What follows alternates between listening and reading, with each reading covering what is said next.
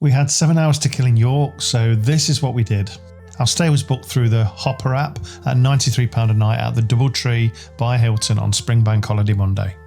2 minutes around the corner from the hotel is Monk Bar, one of the 4 gateways into York City. This was erected in the 1400s. York's covered with pubs and restaurants, shops galore, something for everyone, and also a wonky tree apparently.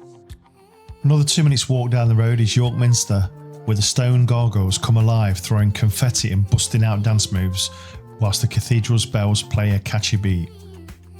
Step into the Treasurer's House in York and prepare for a journey through time. This charming gem is like a portal to another era, with its elegant rooms, antique treasures and picturesque gardens.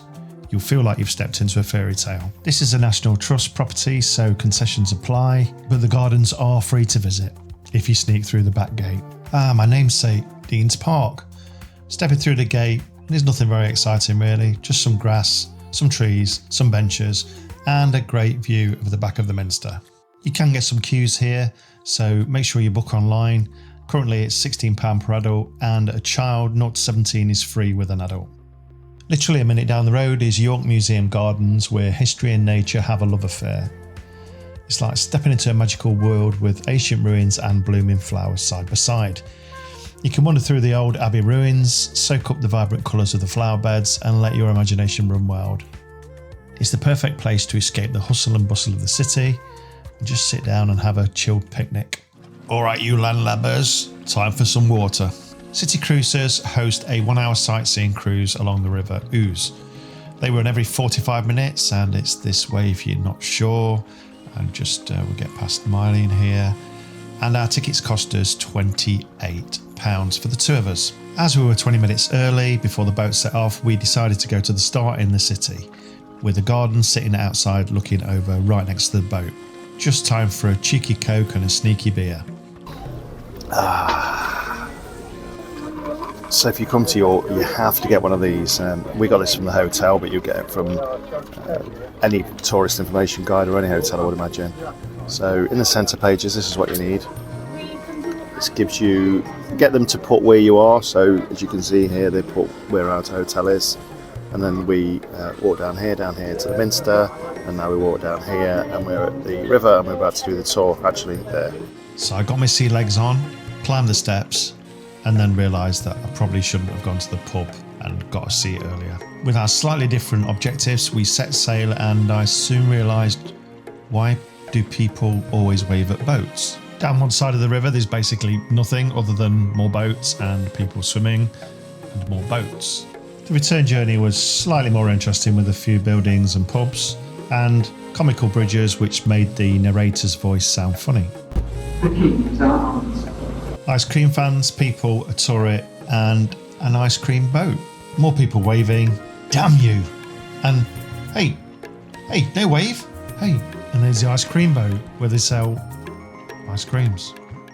We're a sucker for a Thai restaurant, so we went to Rose's Thai in the centre. A standard looking menu really hid the quality of the food. Yes, it looks fairly basic and it's empty, but the food and taste was spectacular. Let's give this a little go. This is going to kill me.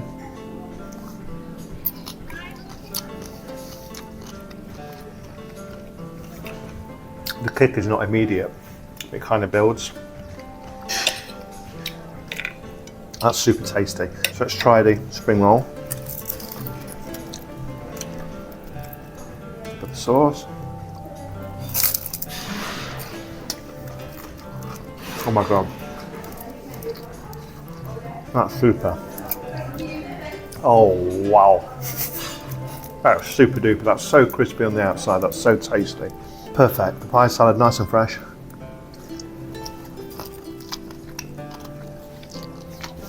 Not too spicy. Starters. Mwah.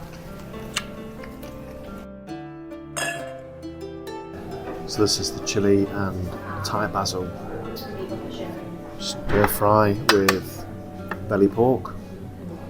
A little bit spicy. Thai basil is really lovely. If you've not had it before, it's the spiciest herb you can probably ever have. So let's give this a little go. Let's get a bit of belly.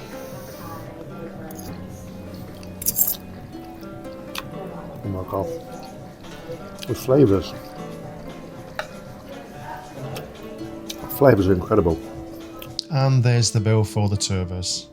Thank you, Pookie. More great shops, Betty's famous cafe tea rooms, and then we went to the Shambles market. Good quality market, there's some plants, there's some pictures, and there's some candy. There's also a food area in the market itself, which has seats and tables and lots to choose from. If you've got this far, then please like and subscribe for more content just like this. Then we went to York's chocolate story. It's kind of a story about chocolate, but it's also a story about the wars between chocolatiers that all came from one factory in York to create brands such as Cadbury's and Terry's. It's decent for adults, but your kids will love it. Plenty of interaction and tasting involved, yum yum. All the guides are well drilled and very enthusiastic. The final bit is where you can get to make your own chocolate lollipops. These two American girls felt sorry for me, so they agreed reluctantly that I would video them making their own. The task started by writing your name on a plastic bag, and then we watched Matey Boy pipe some white chocolate into a bag. The girls looked disappointed when they weren't able to pipe their own chocolate, but obviously it's a very senior role. And if you need any technical information now, this is how you make it flat. And so the fun begins. Decorated it with inside of Kit Kat or inside of Crunchy, or basically anything that you can get your hands on in the multiple bowls on the table to make your own lollipop. Oh, by the way, I don't really like chocolate, so I didn't stick around. Next up was the Jorvik Viking Centre, a ride-on themed tour where ginger-bearded Vikings scare the crap out of you and imaginary Vikings play card games. There's also lots of realism. This was one of my old girlfriends, I think. After that very enjoyable tour, we hit the Shambles, which is one of the best known areas in York. Unfortunately, we had to stop here, and so we went to York Gin. Very tasty, but very pricey, at £42 per bottle. And yes, I did have probably one too many samples. We then walked for a few minutes, came to this bridge, walked behind the trees, through a car park, and there we were at Clifford's Tower. This is an English heritage site with mixed reviews, to be fair, but there's not a lot to it. Back into town, down this street where you seem to have to dodge the rain with the umbrellas, and this led to a seated area where there's the world famous Pre-Marché. Staying with the Oriental theme, we went to Happy Valley Restaurant, a Chinese restaurant in the centre of York. And to be honest, after the Thai food we'd had earlier in the day, I wasn't really impressed with this. Sorry, Happy Valley. Just a quick note, this is probably one of the only cities that I can think of that everything is so close together. It's so easy to walk, and we didn't do many steps during the day, even though we visited lots and lots of things. So it's back to the hotel, crash on the bed, until the next time. By the way, breakfast was fantastic at the Hilton, and our room price also included the breakfast. So good bargain, fantastic breakfast, really crispy hash browns, I think they're hash browns, and we are off till next time.